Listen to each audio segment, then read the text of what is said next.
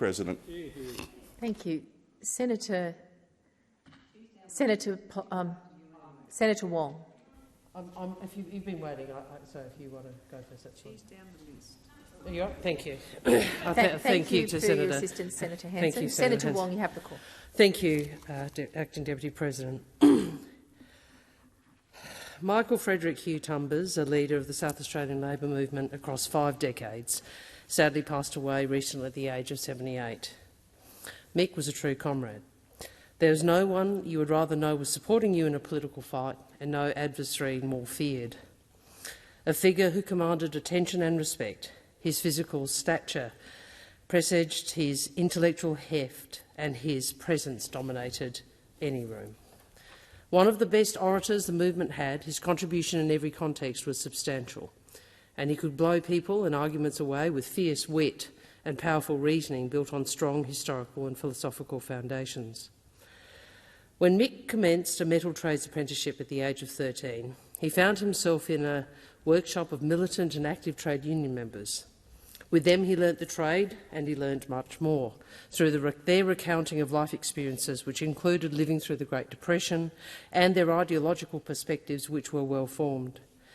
Mick narrowly avoided national service, an outcome with which he was not displeased.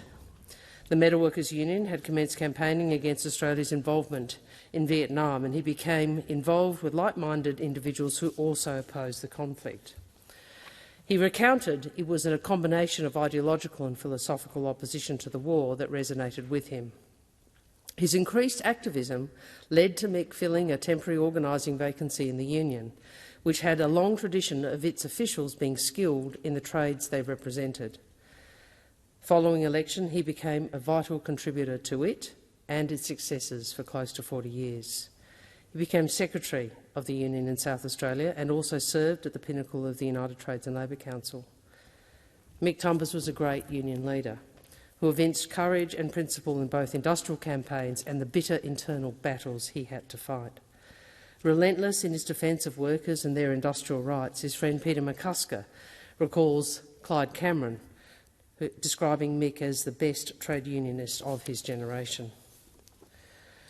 Mick Tumbers held office at a time when the movement was a greater part of people's lives, and whilst organising became more difficult as this declined, what has not receded is the significance of his achievements as part of a collective that broke new ground in achieving industrial standards that have since become common expectations.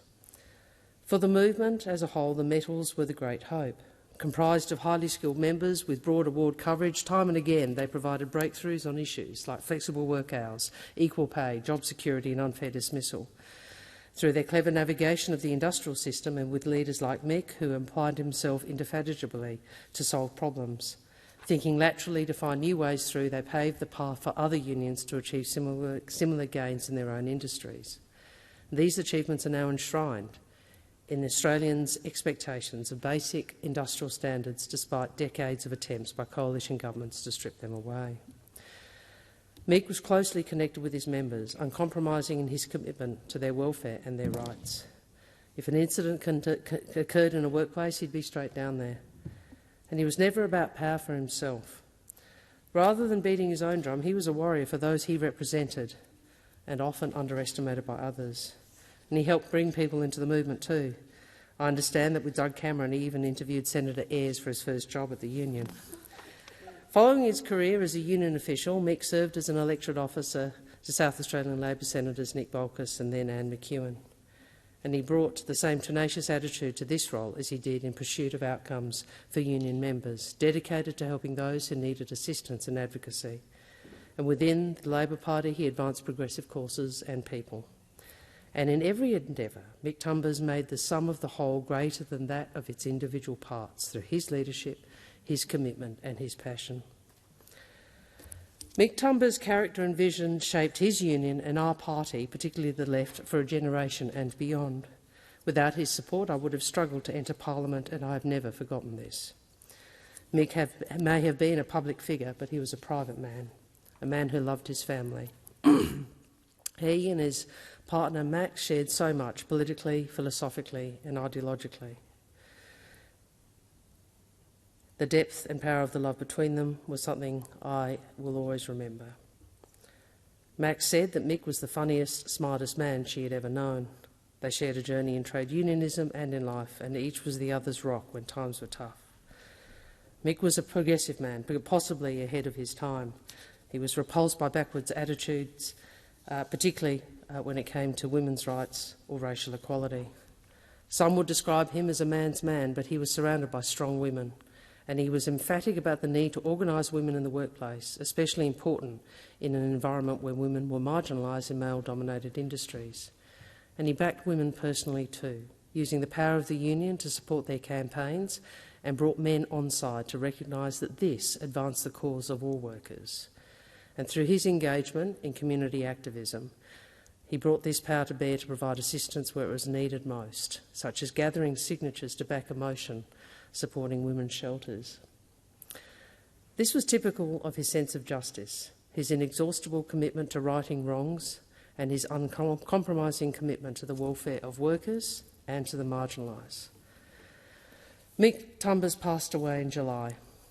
He was a unionist who pursued industrial objectives for the singular benefit of union members and the broader working class, including when it came to workplace injuries and diseases. After decades representing asbestos laggers and engineers, it was a cruel irony that it would be mesothelioma that claimed his life. I regret I didn't have the opportunity to visit him at Eden Valley in his final weeks. I want to close this contribution with his own observations. Mick reminded us the trade union movement is a living thing. Despite ultra-conservative attacks on workers, it will prevail. So too will the memory and legacy of Mick Tumbers. I extend my condolences, my deepest sympathy to his family, especially to Max and Shauna, his daughter, as well as his many friends and comrades from across the labour movement who mourn this most immense loss. I know their grief will never leave them, but I hope they